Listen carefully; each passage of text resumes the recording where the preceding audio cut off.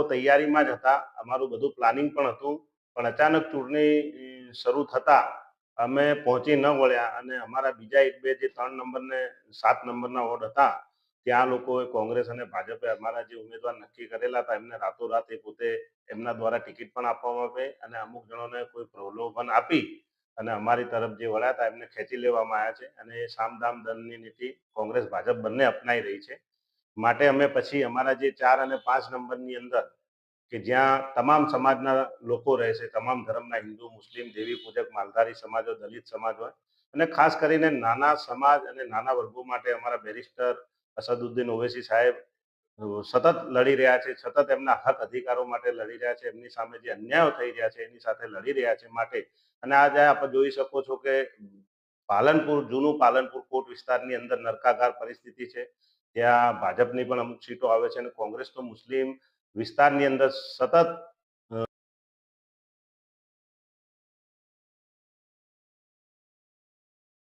વર્ષોથી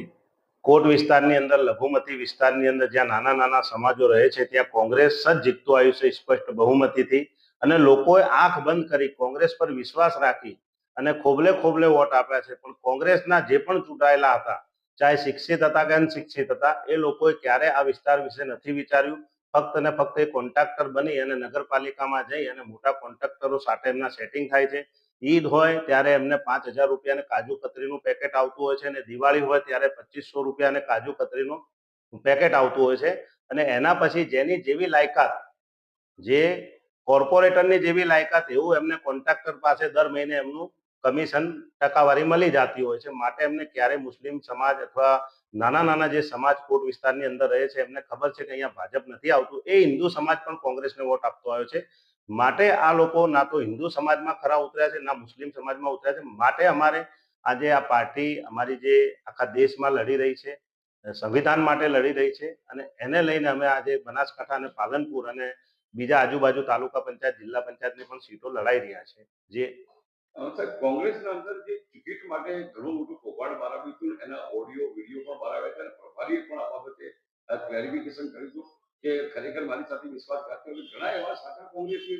જેમને કાપીને કર્યા છે અને અત્યારે જે આખરી ડખો અત્યારે જૂથબંધી જે કોંગ્રેસમાં ચાલી રહી છે એનો સીધો ફાયદો એમાં એમને થશે ખરા? 100% થશે, કારણ કે કોંગ્રેસની આ જૂની નીતિ છે કે સારા, સાચા અને ઈમાનદાર કાર્યકરોને હંમેશા સ્થાનિક સ્વરાજ્યોની ચૂંટણીઓથી દૂર રાખવામાં આવે છે અને આ કોઈ નવું પોપરગંડું નથી કોંગ્રેસનું કે પૈસા તો જે પ્રભારી આવે છે લે જ છે, પણ એમની સાથે પણ અહીંયા લોકલ બોડીના જે લોકો હોય છે એ પણ લે છે, કારણ કે એમને કોઈ મોટા ઇલેક્શનમાં એમની